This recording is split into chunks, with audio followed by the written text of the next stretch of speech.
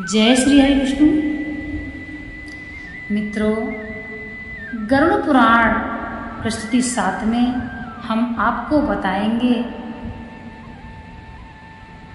बैतरणी नदी कैसी है तथा बैतरणी नदी का वर्णन है। बैतरणी नदी भयावह है या नहीं, बैतरणी नदी कौन सा मनुष्य ऐसे कर्म करता है कि बैतरणी नदी में जाना पड़ता है। क्या बैतरणी नदी ना जाना पड़े, कोई ऐसा उपाय है? बैतरणी नदी हम आराम से पार कर सके, क्या कोई ऐसा उपाय है? तो सुनिए, गरुड़ भगवान से पूछते हैं, हे भगवान, बैतरणी नदी के बारे में मुझे बतलाइए तथा बैतरणी नदी का संपूर्ण वर्णन कीजिए। श्री हरि बोलते हैं, हे गरुड़, तुमने बड़ी ही लोकहित की बात पूछी है, तो सुनो।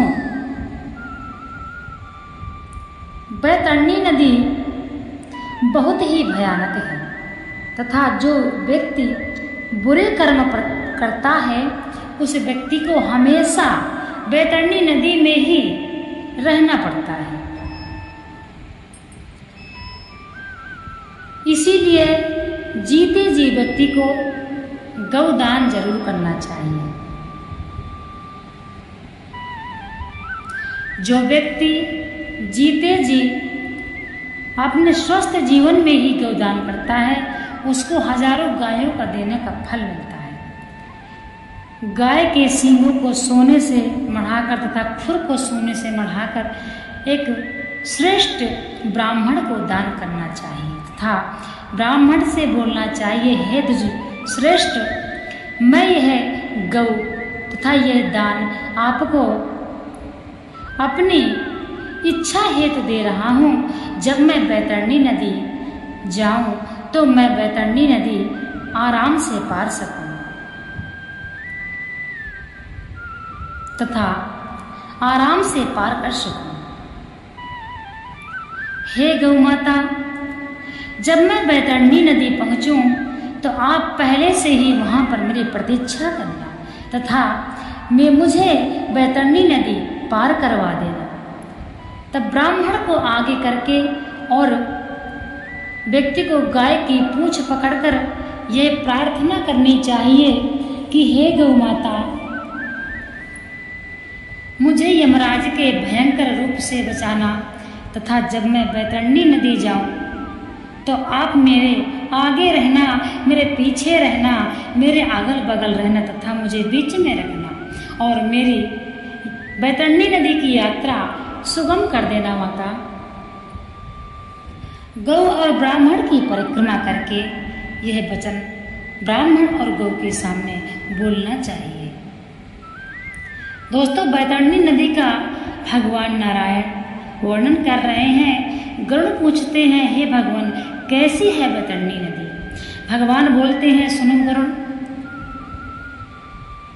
पीप और रक्त से भरी हुई बैतरणी नदी मनुष्य को भयभीत करती है, आत्मा को भयभीत करती है तथा जिस प्रकार से काल के अंत में पृथ्वी पर अर्थात जब युग का किसी युग का अंत होता है तो एक साथ 12 सूर्य निकलते हैं। इसी प्रकार से बैतरणी नदी में हमेशा 12 सूर्य उगे रहते हैं, निकले रहते हैं तथा जब कोई पापी आत्मा बैतरणी नदी के पास पहुंचती है तो उस नदी का जो घिनौना जल है, जो डराने वाला रक्त और पीप मवाद का जो जल है, वह इस प्रकार से खौलता है जैसे आग में रखा हुआ घी तथा वहाँ पर बहुत व्यक्ति को कष्ट झेलना पड़ता है।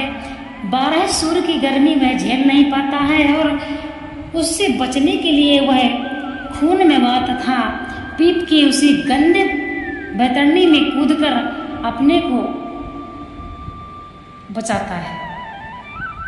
उस बैतरणी में भयानक जीव रहते हैं जो मांस को भक्षण करते हैं तथा व्यक्ति को डराते हैं तब भी वह व्यक्ति इतना असहनीय हो जाता है कि उस बैतरणी में कूदकर अपने को बचाता है। तथा बड़ी कठिन है बैतरणी नदी।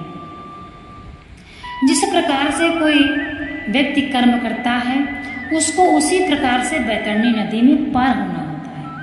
यदि कोई व्यक्ति बलात्कार तथा ब्राह्मण को दान दे के पछताता है, चुगली करता है, आग लगाता है, किसी की निंदा करता है, माता पिता की का अपमान करता है, गुरु का अनादर करता है, ऐसी आत्माओं को बैतरणी नदी में ही रखा जाता है। इसलिए आप इन बातों का ध्यान रखें, ऐसा पाप कभी ना करें। दोस्तों, धर्म का संग्रह करें जो हमारे हमेशा आगे आगे चलता है। हमारे अच्छे कर्म और हमारा धर्म हमेशा हमारा साथ देता है, हमारे आगे चलता है, और ये हमारा कर्म और हमारा धर्म हमारे साथ परलोक तक जाएगा तथा बैतरणी नदी को पार करने में सुगम बनाएगा। इसीलिए बैतरणी नदी का जो किनारा है वह बड़ा ही भयानक है। हड्डियों तथा मांस के ढेर से बैतरणी नदी का किनारा बना हुआ है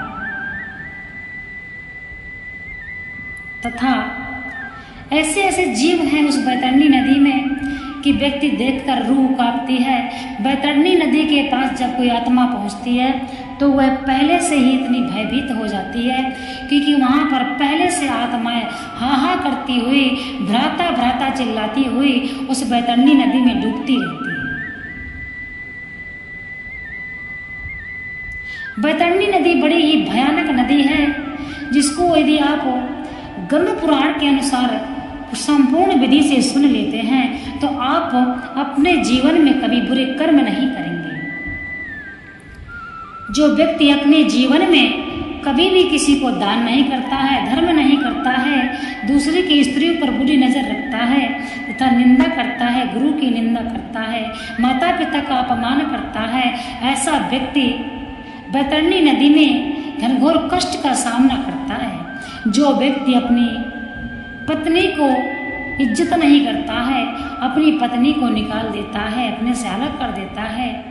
यदि कोई व्यक्ति किसी के विश्वास में, संत साधु महात्मा व्यापारी यदि किसी के घर उसके विश्वास में जाते हैं और वह उनकी हत्या कर देता है तो ऐसे व्यक्ति को बैतरणी नदी में ही रहना पड़ता है। यदि कोई व्यक्ति अपने मित्र का वध कर देता है तो ऐसा व्यक्ति की आत्मा बैतरणी में ही कलपती रहती है। इसलिए ऐसे कर्म कभी ना करें।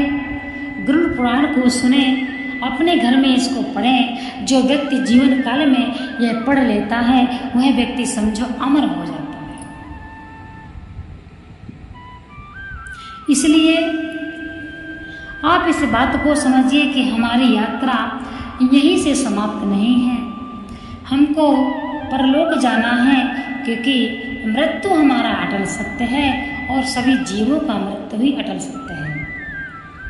ऐसे में हमको भगवान का भजन, हरि की भक्ति तथा धर्म का पालन करना चाहिए ताकि भगवान हमारी सदैव रक्षा करें, भगवान हमारा सदैव कल्याण करें और आत्मा हमारी निर्मल रहे। इसलिए सभी व्यक्तियों को यह पढ़ना चाहिए, सुनना चाहिए और सुनाना चाहिए। यही एक ऐसा पुराण है जो व्यक्ति को सही कर्म करने का सही ढंग बताता है। तो आप इसको अवश्य पढ़िए।